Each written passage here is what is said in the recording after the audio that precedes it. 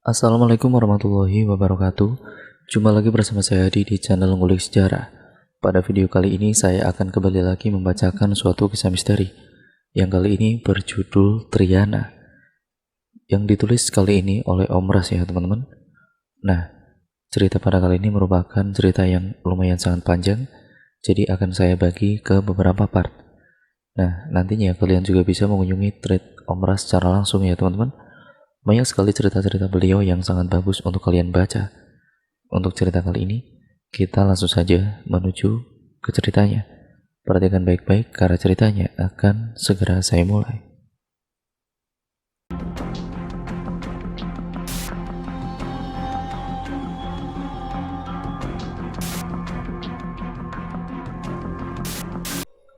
Triana. Dia sangat cantik. Penampilannya begitu anggun dan mempesona. Rambutnya yang panjang berwarna hitam legam dan berbau harum melati. Dia selalu memakai pakaian mini dress berwarna cerah yang terkesan mencolok. Bibirnya yang tidak pernah lepas dari senyuman, sungguh sangat manis. Juga suaranya yang lembut dan perhatiannya kepadaku, membuatku tidak bisa sedikit pun menolak permintaannya. Setiap ia datang, aku harus merelakan 3 tetes darahku untuknya. Semula aku adalah orang yang sangat takut akan darah yang keluar dari tubuhku disebabkan oleh luka. Tapi semenjak aku mengenalnya, luka ataupun darah itu pun tidak membuatku takut lagi. Meskipun aku tahu dia bukan manusia, bagiku dia adalah orang yang selalu bisa menjadi sahabat, kakak dan orang tua bagiku. Sifatnya yang selalu menjagaku, mengarahkan tentang semua yang harus aku lakukan, atau membelaku ketika ada orang lain yang berbuat jahat dan curang kepadaku. Meski dia melakukan pembalasan yang jahat, tapi aku sangat puas akan hal itu.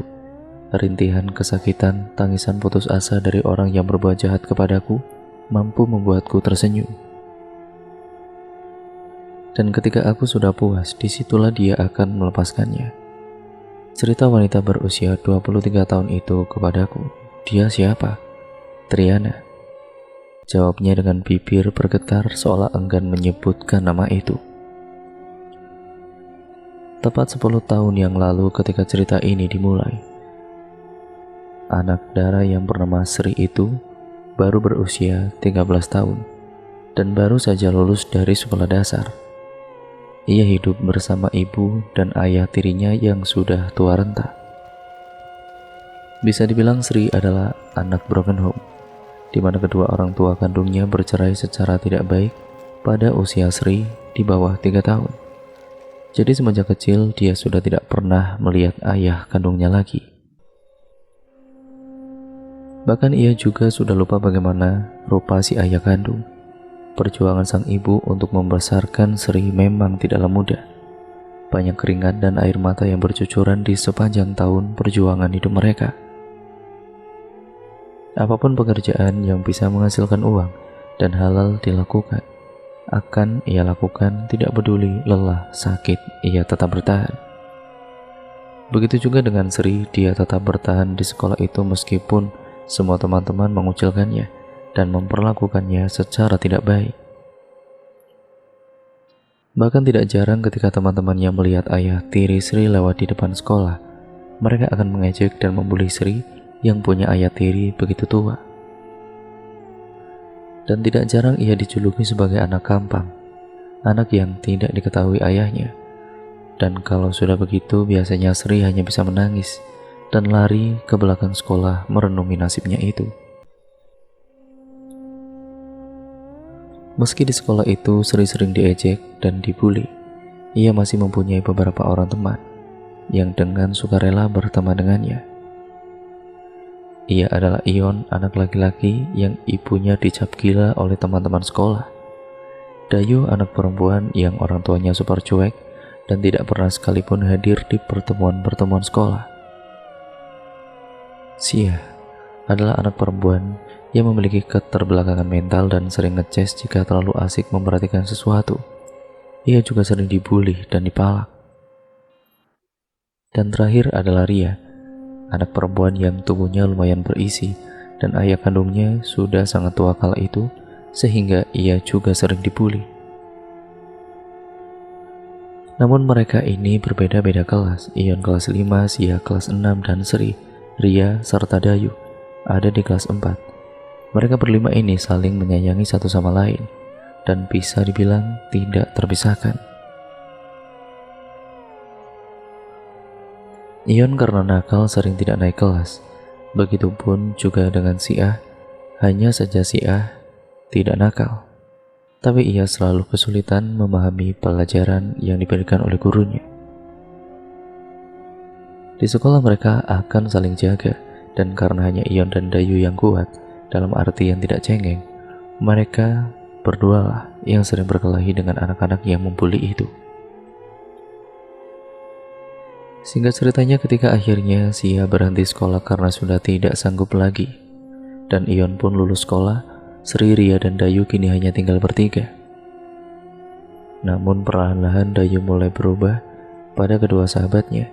Ia mulai jarang menemui teman-temannya dan lebih sering bergabung dengan orang-orang yang dulu membuli mereka.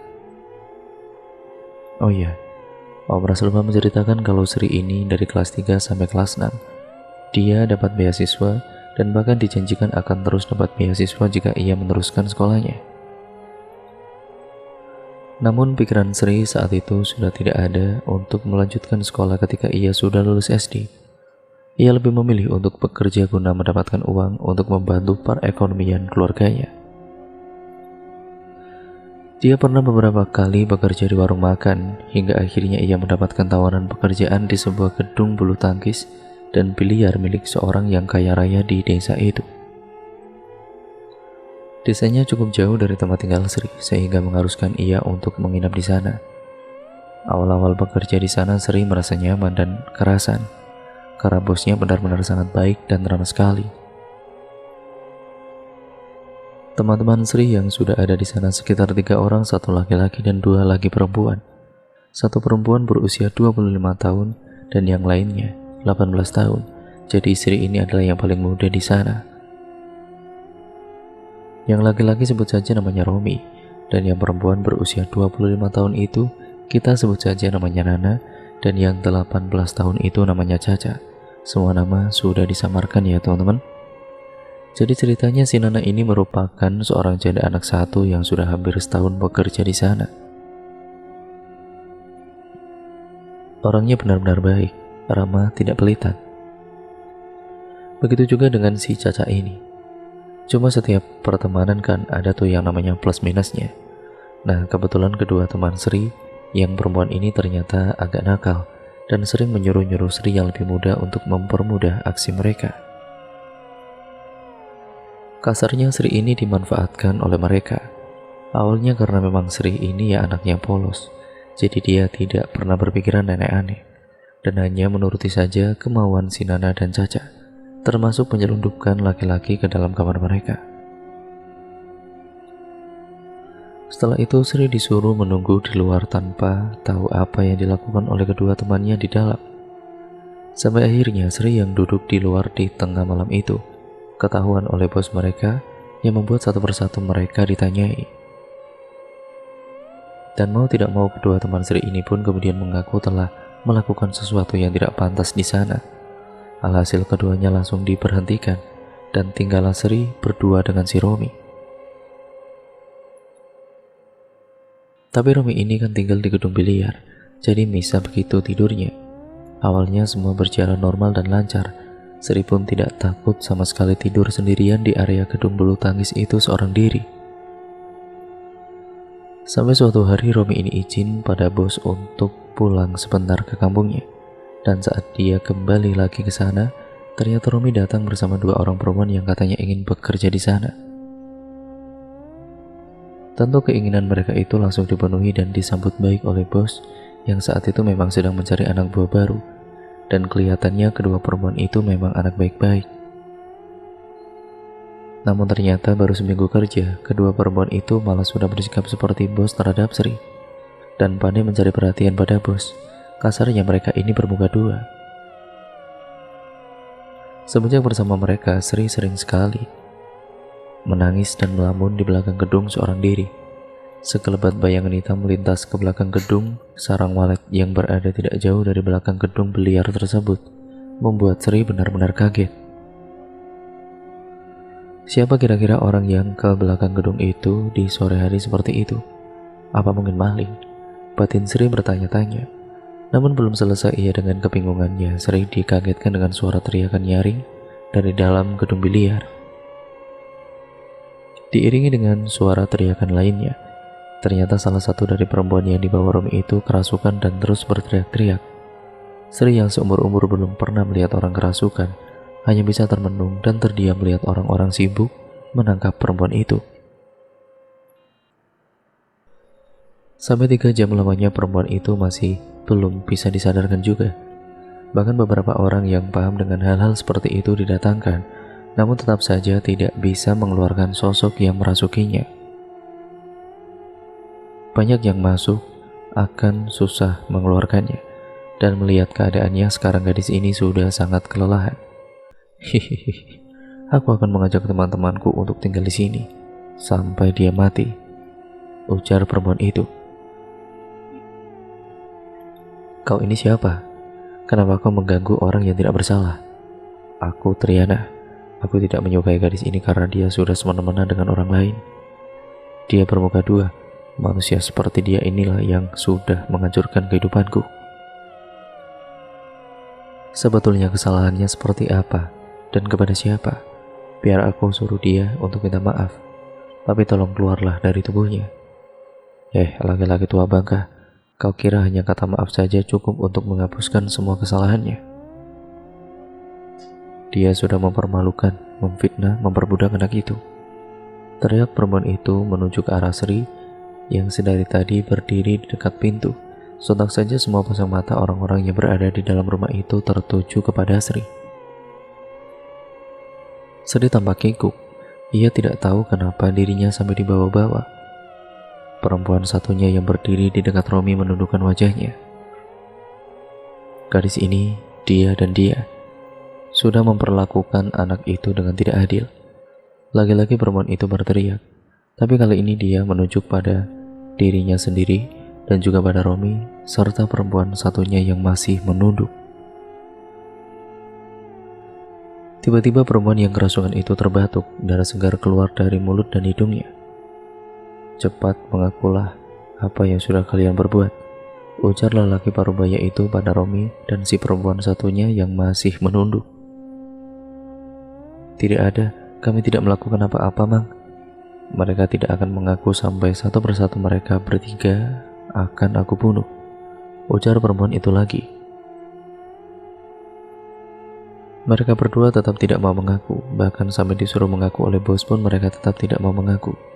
Akhirnya di sini Sri yang dimintai keterangan dan disuruh untuk jujur, tapi karena dia takut akhirnya dia juga berbohong. Bodoh kau Sri, aku melakukan ini semua untukmu dan kau malah membela mereka. Sri terdiam namun ia masih belum berani mengatakan apa-apa.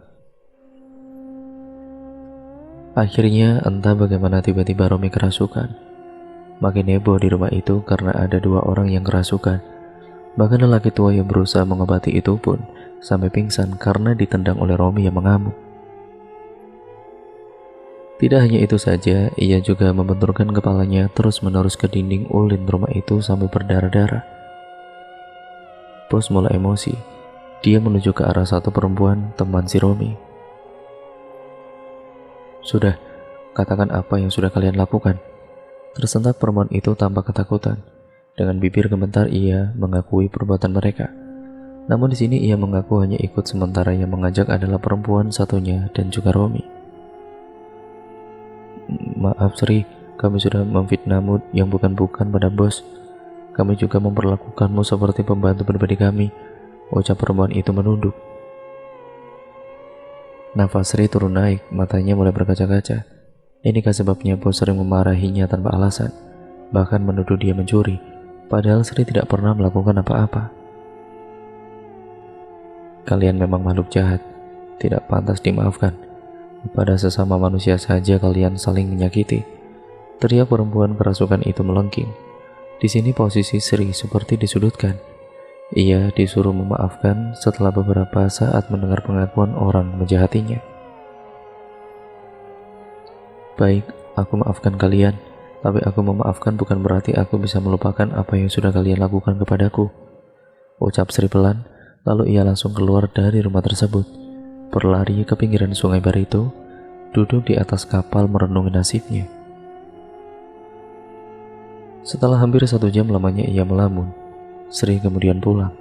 Saat ia melangkah menyeberangi jalan, tiba-tiba dari arah hulu terlihat sebuah delman yang ditarik oleh seekor kuda hitam. Awalnya Sri mengira itu adalah delman yang datang dari luar daerah untuk melakukan pertunjukan di desa tersebut. Kuda itu perlahan-lahan berhenti ketika sudah tepat berada di depan Sri. Seorang wanita mengenakan pakaian kuning keemasan turun sambil tersenyum. Bau tubuhnya seperti bunga kenanga, wangi sekali. "Siapa namamu, anak manis?" tanya wanita itu lembut. "Sri, kenapa kau sendirian di tengah malam begini?" Wanita itu bertanya lagi. Aku, sepertinya ada sesuatu yang terjadi. Apa kau sedang sakit?" Sri kemudian tertunduk. Bulu tubuhnya seketika merinding begitu si wanita menyentuh pundaknya. Tangan itu dingin dan kaku. Menyadari ada yang tidak wajar, Sri langsung berbalik hendak pergi, namun tangannya langsung ditahan. "Pikiranmu yang mengundangku kemari. Sekarang aku datang dan kau hendak pergi. Ikutlah bersamaku," ujar si wanita. Perkataannya membuat Sri ketakutan. "Lepaskan aku tidak mau ikut. Aku tidak tahu siapa kamu," teriak Sri histeris. Tiba-tiba semuanya terasa gelap. Sri bagai terkurung di suatu ruangan tanpa cahaya. Ia dapat merasakan bagaimana tubuhnya bergerak, namun Sri tidak bisa mengendalikannya. "Sri, kau kenapa, Sri?" ujar Mugi yang baru saja pulang mencari ikan. "Lepas atau kubunuh kau," teriak Sri dengan suara yang serak.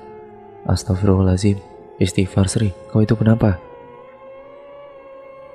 Mugi yang berbadan besar dan kuat itu sebisa mungkin mencoba mengunci tubuh Sri agar tidak bisa kabur, sambil mulutnya terus membaca doa yang ia bisa.